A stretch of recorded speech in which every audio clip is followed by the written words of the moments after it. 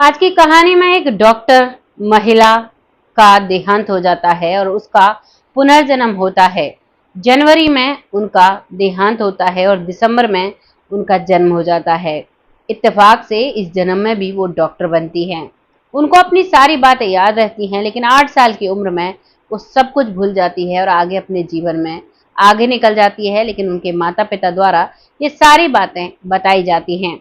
आइए जानते हैं किस हालात में वो इस दुनिया से गई और कैसे वो इस दुनिया से आती है, कैसे वो एक सफल डॉक्टर बनती है। नमस्कार, मैं महक चौधरी। कहानी को शुरू करने से पहले आप सभी से एक बात साझा करना चाहूंगी। हमारे देश में युद्ध के हालात बने हुए हैं। पाकिस्तान और हिंदुस्तान की लड़ाई कभी भी हो सकती है, जो युद्ध है वो कभी भी हो सकता है। तो उसके लिए जगह जगह मॉक ड्रिल दिए जा रहे हैं। जो सायरन बजता है उससे सभी को सचेत होने के लिए सरकार के द्वारा बहुत सारी चीजें बताई जा रही हैं।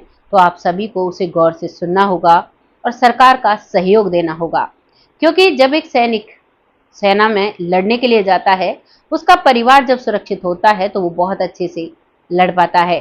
वैसे ही हम हमारे सैनिक का सब परिवार है, और अगर हम सावधान रहेंगे तो वो बेधड़क होके सेना पर अपनी जो सेवा है वो दे सकेंगे।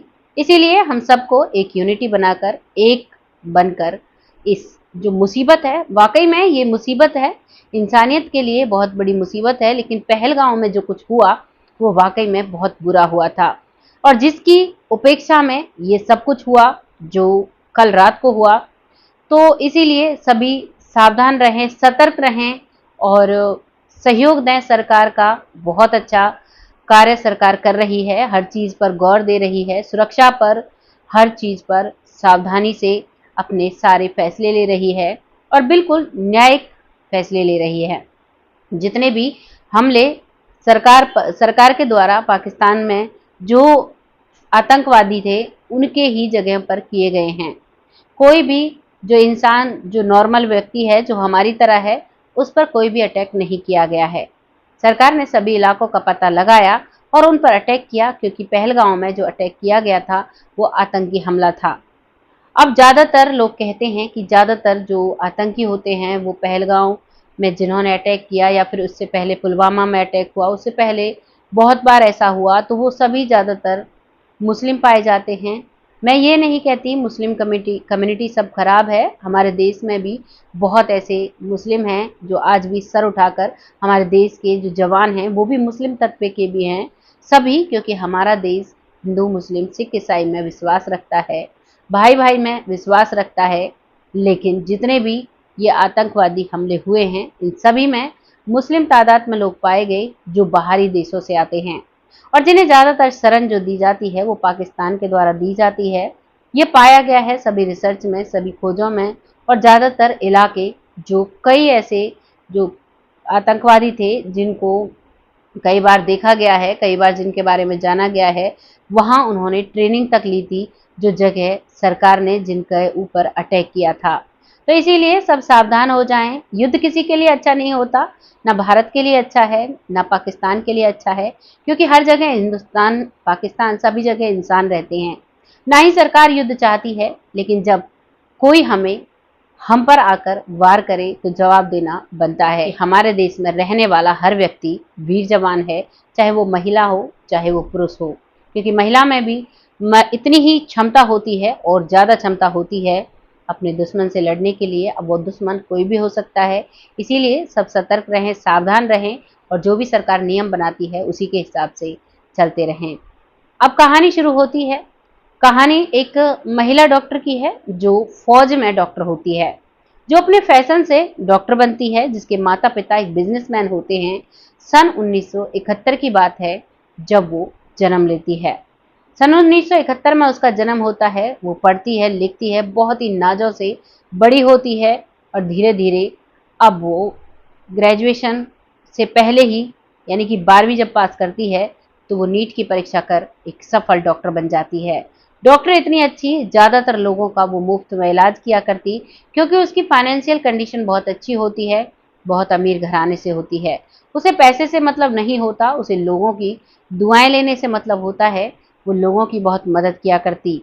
उसके ड्यूटी का काम टाइम जो है वो ख़त्म भी हो जाया करता, लेकिन उसके बाद भी वो अपनी सेवाएं देती है। और वो अपने जब उसका ड्यूटी का टाइम खत्म हो जाता, जो टाइम बचता या फिर कभी छुट्टी पर वो आया करती, तो वो नॉर्मल लोगों का भी इलाज फ्री में किया करती, सबकी मदद किया करती। इतनी अच्छी एक डॉक्टर होती है जिनका नाम होता है डॉक्टर अमिता सिंह। बहुत अच्छे से अपना फर्ज निभाती हैं, लेकिन एक दिन रोड एक्सीडेंट में वो इस दुनिया से चली जाती हैं। उनके माता पिता बहुत शोक मनाते हैं, बहुत परेशान होते हैं, क्योंकि उनकी वो इकलौती बेटी होती है। उसकी माँ की अंतिम इच्छा यही रहती है कि काश मेरी बेटी मेरे पास लौट कर आ जाए। और धीरे धीरे वक्त गुजरता है, लेकिन माँ उसकी उसे भूल नहीं पाती है। और अब सन 1991 में उसका एक्सीडेंट होता है, यानी 91 में। और जनवरी में उसका एक्सीडेंट होता है, और दिसंबर में अब एक लड़की जन्म लेती है, जिस लड़की का नाम होता है नम्रता पटेल, जो एक बहुत ही नॉर्मल परिवार में जन्म लेती है, जिसकी माँ हाउसवाइफ है, पढ़ी लिखी नहीं है। पिता है, कुछ पढ़ा लिखा है और नौकरी किया करता है कंपनी में, लेकिन उनके अपने खुद के खेत होते हैं। उनको भी वो इकलौती बेटी पैदा होती है, और उनके बहुत ही लाड चाव से उन्हें वो पालते हैं। उसकी हर ख्वाहिश वो पूरी करते हैं, भले ही खुद बहुत नॉर्मल बनकर रहते हैं। उन पे कीले आते हैं, 8-10 कीले आते हैं, और वो सोचते हैं हमारी बेटी जो बनेगी वो हम बनाएंगे, चाहे इसके लिए हमें कोई भी कीमत चुकानी पड़े। बेटी जब छोटी सी थी तभी वो लोगों का चेकअप किया करती थी, कहा करती तुम्हें पानी की कमी है, तुम दूध पिया करो, प्रोटीन की कमी है, ऐसी बातें वो उनसे कहा करती। और यही सिलसिला उस परिवार में देखते देखते वो माता पिता भी कहते हैं देखो इसे क्या पता डॉक्टर्स कैसे बात करते हैं, कैसे राय देती है। वो बिल्कुल डॉक्टर्स की तरह राय देती, बातें करती। तब उससे पूछते हैं उसके मम्मी पापा, बेटा ये तुमने सब कहाँ सीखा? तो कहती है मम्मी आपको नहीं पता, मैंने ये सब कॉलेज में सीखा, हमारे प्रोफेसर हमें पढ़ाया करते थे। एक 2.5-3 साल की बच्ची जब ऐसे शब्द बोलती है, माता पिता के पैरों तले जमीन खिसक जाती है कि हमें नहीं पता प्रोफेसर क्या होता है, कहाँ ये चीजें सीखी जाती हैं। क्योंकि वो लोग ज्यादा पढ़े लिखे नहीं थे, पिता भी ज्यादा पढ़ा लिखा नहीं था, और माँ तो बिल्कुल पढ़ी लिखी ही नहीं थी।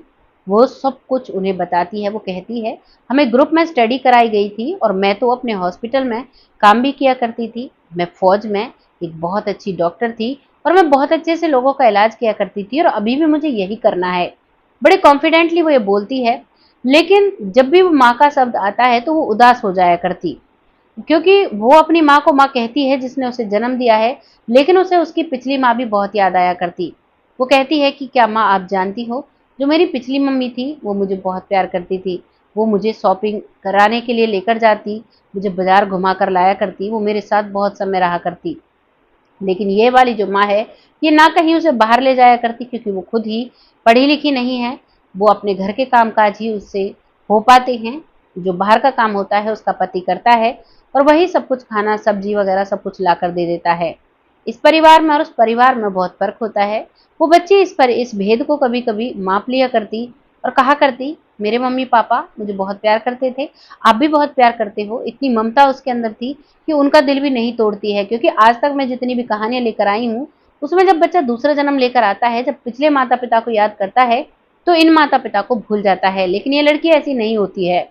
ये लड़की बताती है, बाकायदा कहती है कि मेरे माता पिता थे पिछले जन्म में, आप लोगों ने मुझे इस बार जन्म दिया है, आप भी मेरे माता पिता हो, लेकिन मुझे उनकी भी बहुत याद आती है।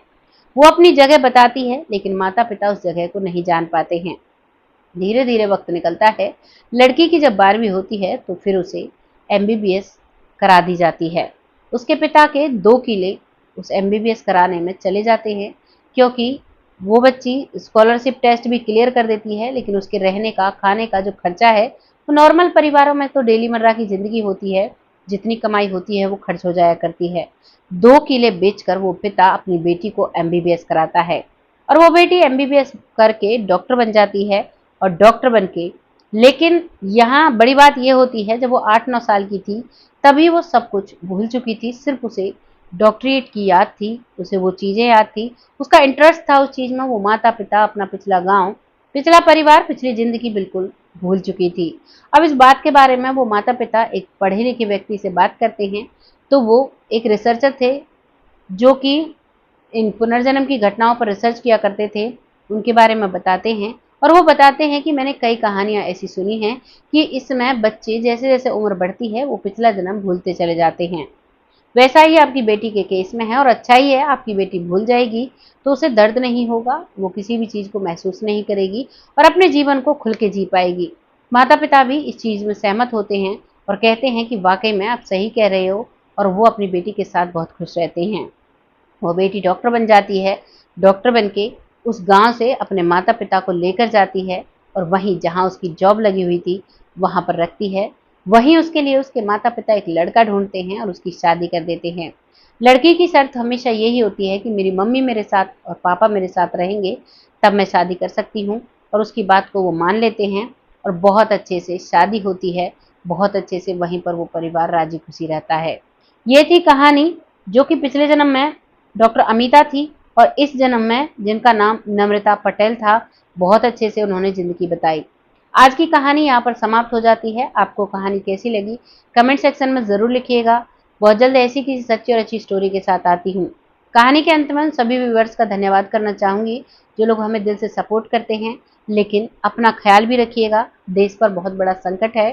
क्योंकि युद्ध से किसी का भला नहीं होता है, इसीलिए हमें समझना होगा और बहुत सारी रील्स बन रही हैं, पाकिस्तान के बच्चे हैं जो बना रहे हैं, पानी बंद कर दो, सावन लगा के बैठा हूँ, ये बहुत सारी रील्स मैंने देखी, तो ये गलत है। उन्हें नहीं पता युद्ध के हालात कैसे रहते हैं, क्या होता है, गोली कभी ये नहीं देखती सामने कौन बैठा है। और जब बमबारी होती है तो क्या हालात बन जाते हैं। आप सभी समझदार लोग जो ज़्यादातर मेरा जो चैनल देखते हैं, सभी समझदार हैं, तो सभी बच्चों को शांति बनाए रखने के लिए समझाएं और बहुत अच्छे से, बहुत शांति से अपनी ज़िंदगी जिएँ। जो लड़ाई की संभावना बन रही है, इसमें टाइम बताएगा क्या होता है। सरकार जो फैसले लेगी वो सही होंगे और उनके साथ हम बहुत अच्छे से खड़े हैं, क्योंकि सरकार पर हमें पूरा भरोसा है। वो आज तक उन्होंने जितने भी फैसले लिए बहुत अच्छे से लिए और हम सभी का सम्मान करते हैं। सबसे ज़्यादा हम सैल्यूट करते हैं अपने भारत देश की सेना को, जिसमें महिलाएं भी और जो हमारे सोल्जर्स हैं, महिलाएं सोल्जर्स भी बहुत बढ़ चढ़ कर भाग ले रही हैं। सैल्यूट है उन सभी बहनों को, तहे दिल से शुक्रिया अदा करना चाहूँगी।